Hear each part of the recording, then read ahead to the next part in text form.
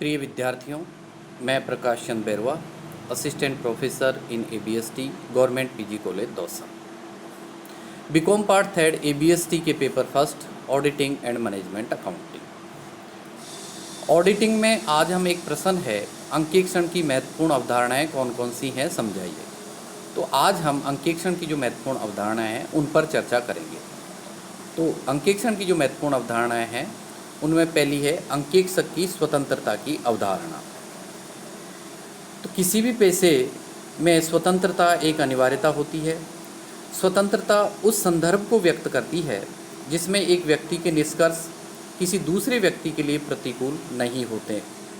व्यक्ति के निष्कर्षों को एक रूपता प्रदान करने के लिए स्वतंत्रता अनिवार्य होती है। सभी दशाओं में सभी कार्यों के लिए मानसिक स्वतंत्रता आवश्यक होती है। वह अंकेक्षक रिपोर्ट मान्य होती है जो स्वतंत्रता पूर्वक बनाई जाती है तथा जिसमें कोई भेदभाव तथा अन्य कमियां नहीं होती हैं। अंकेक्षण की दूसरी अवधारणा है सारभूतता की अवधारणा। लेखांकन प्रक्रिया में सारभूतता की अवधारणा एक अत्यंत ही महत्वपूर्ण अवधारणा है। ये अवधारणा अभिलेखन, वर्गीकरण तथा उसके प्रस्तुतिकरण के सभी चरणों में दिखाई देती है।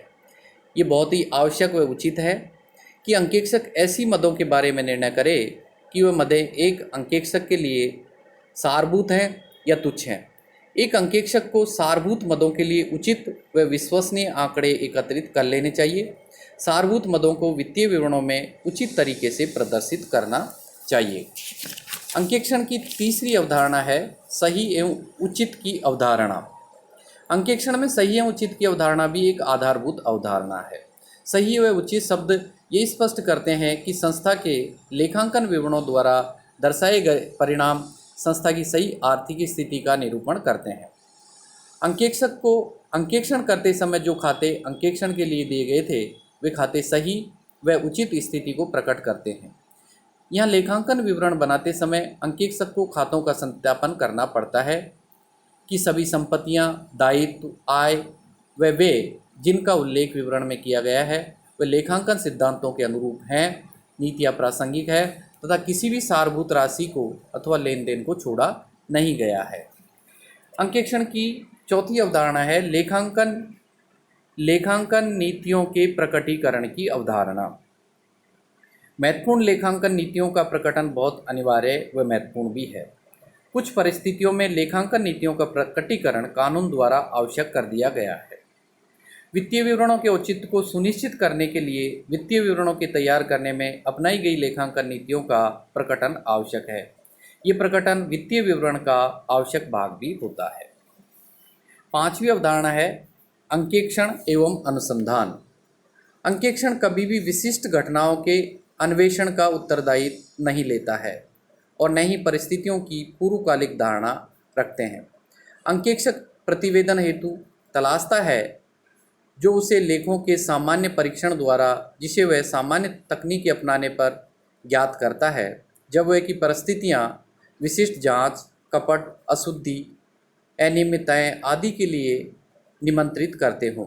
अंकेक्षक द्वारा जांच की सामान्य प्रक्रिया जो भी नोटिस में आती हो उन्हें गहराई से देखा जाता है और कभी कभी अनुसंधान का परिणाम अंकेक्षक के प्रथम दृष्टया जांच से ज्ञात हो जाते हैं। अंकेक्षण की छठी अवधारणा है आधारभूत लेखांकन मान्यताएं। इसमें आधारभूत लेखांकन मान्यताओं में एक है चालू अवधारणा।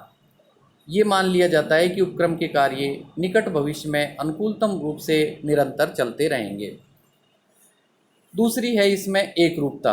इसमें ये मान लिया जाता है कि लेखांकन नीतियाँ प्रतिवर्ष परिवर्तित नहीं होती होंगी और उनमें एक रूपता बनी रहेगी। इसी में तीसरी है उपार्जन। आगम और लागतें उपार्जित होती हैं। ये मान लिया जाता है कि वो प्राप्त की गई हैं अथवा प्राप्त हो चुकी हैं। तो ये थी आधारभूत लेखांकन की मान्यता। और अंकेक्षण की सातवीं मान्यता है विनियोगों के अंकेक्षण पर मार्गदर्शन नोट। ये पथ प्रदर्शक नोट अंकेक्षक द्वारा विनियोगों के अंकेक्षण हेतु अपनाई गई प्रक्रिया को निर्धारित करता है। ये मार्गदर्शक नोट विनियोगों के अपवादीय विशेषताओं पर जिनका अंकेक्षण प्रक्रिया पर प्रभाव होता है उस पर प्रकाश डालता है। विनियोगों के अंकेक्षण संबंधी इस नोट को विनियोगों के अंकेक्षण पर मार्गदर्शन नोट कहा जाता है। अंकेक्षण की 8वीं अवधारणा है विविध व्ययों के अंकेक्षण पर मार्गदर्शन नोट। भारतीय चार्टर्ड अकाउंटेंट संस्थान के मानक बोर्ड ने निकटवर्ती पूर्व में अदृश्य संपत्तियों हेतु लेखा मानक AS 26 का निर्गमन किया था। ये लेखा मानक निश्चित अदृश्य संपत्तियां जिन पर किसी अन्य लेखा मानक में स्पष्ट रूप से विचार नहीं किया गया हो, उनके लेखांकन व्यवहार यथा अभिज्ञान, मापन एवं प्रकटीकरण की आवश्यकताएं निर्धारित करता है। अंकेक्षण की 9वीं अवधारणा है रोकड़ एवं बैंक शेषों के अंकेक्षण हेतु मार्गदर्शन नोट। ये मार्गदर्शन नोट रोकड़ व बैंक शेषों के अंकेक्षण हेतु अपनाई जा सकने वाली प्रक्रिया के संबंध में अपनाया जाता है। इसमें आंतरिक नियंत्रण मूल्यांकन, रोकड़ शेषों का सत्यापन, बैंकों के शेषों का सत्यापन, मूल्यांकन एवं प्रकटीकरण का परीक्षण आदि किया जाता है। ये मार्गदर्शन नोट बैंक के शेषों के लिए भी स्पष्ट किया जाता है। अंकेक्षण की 10वीं अवधारणा है दायित्वों के अंकेक्षण के लिए मार्गदर्शन नोट। दायित्वों के अंकेक्षण की दशा में ये मार्गदर्शन नोट अनुशंसित अंकेक्षण प्रक्रिया का अनुपालन करता है, जिसमें निम्नलिखित हो सकते हैं। पहला है ऋणों एवं उधारों के संबंध में आंतरिक नियंत्रण का मूल्यांकन करना। दूसरा है व्यापारिक लेनदारों, चालू दायित्वों, प्रावधानों, व्यापारिक जमाओं के लिए आंतरिक नियंत्रण मूल्यांकन करना। तीसरा है ऋणों और उधारों के अभिलेखों का परीक्षण करना। चौथा है व्यापारिक लेनदारों और अन्य चालू दायित्वों के अभिलेखों का परीक्षण करना। और पांचवा है प्रावधानों के अभिलेखों का परीक्षण करना। इसी में छठा है संदिग्ध दायित्वों के अभिलेखों का परीक्षण करना। सातवां है प्रत्यक्ष पुष्टिकरण की प्रक्रिया को अपनाना। आठवां है विश्लेषणात्मक पुनरीक्षण प्रक्रिया। नौवां है कंपनी की दशा में विशेष सोच का विस्तार कंपनी विधान 2013 की प्रासंगिक धाराओं के अनुपालना में। और अगला है प्रबंध का प्रतिनिधित्व और लास्ट में है प्रलेखन। तो ये इसमें अपनाई जाती हैं। अंकेक्षण की 11वीं अवधारणा है व्ययों के अंकेक्षण पर मार्गदर्शक नोट। ये मार्गदर्शक नोट साधारण अंकेक्षण प्रक्रिया से संबंधित है, जिसे अंकेक्षकों द्वारा व्ययों की विभिन्न मदों के अंकेक्षण के लिए अपनाया जाता है। इस मार्गदर्शक नोट का प्रारंभिक भाग वे पद के स्पष्टीकरण और व्ययों को पहचानने के विभिन्न उपागमों से संबंधित होता है। 12वीं अवधारणा है कंप्यूटर सहायता प्राप्त अंकेक्षण तकनीकों पर मार्गदर्शक नोट। प्रौद्योगिकी के क्षेत्र में हुए विकास को मान्यता देने और भारत में लेखांकन के पेशे पर इसके प्रभाव को ध्यान में रखकर अंकेक्षण एवं आश्वासन मानक बोर्ड द्वारा अंकेक्षण पर मानक ऐसे निर्गमन किए गए हैं। अंकेक्षण की 13वीं अवधारणा है लाभांश भुगतान के लिए अंकेक्षण पर मार्गदर्शक नोट।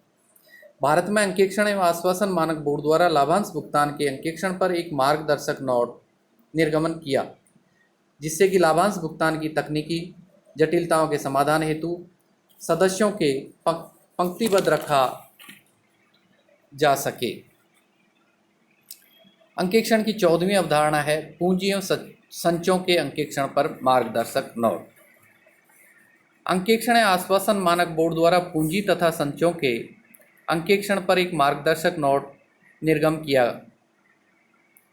जिससे कि पूंजी तथा संचयों के अंकेक्षण की तकनीकी जटिलताओं के समाधान हेतु सदस्यों को पंक्तिबद्ध रखा जा सके। ये मार्गदर्शक नोट में पूंजी तथा संचयों संबंधी पहलुओं पर पृथक पृथक विवेचना की जाती है। ये नोट पूंजी तथा संचयों के अंकेक्षण के संबंध में विभिन्न सैद्धांतिक पहलुओं, जिसमें प्रमुख वैधानिक आवश्यकताओं का प्रभाव भी सम्मिलित है, के लिए विस्तृत जानकारी प्रस्तुत करता है। अंकेक्षण की 15वीं अवधारणा है प्रस्तावित लाभांश के लिए प्रावधान के अंकेक्षण पर मार्गदर्शक नोट। ये मार्गदर्शक नोट कंपनियों के वित्तीय विवरणों में निहित प्रस्तावित लाभांश के प्रावधान तथा प्रकटीकरण के संबंध में अंकेक्षक के उत्तरदायित्व निर्धारित करता है। ये मार्गदर्शक नोट संस्थान की परिषद का दृष्टिकोण अन्य बातों के साथ साथ निम्नलिखित विषय पर भी विचार प्रस्तुत करता है। इसमें ये है, वार्षिक साधारण सभा में वित्तीय विवरणों के अनुमोदन के पूर्व क्या प्रस्तावित लाभांश दायित्व है।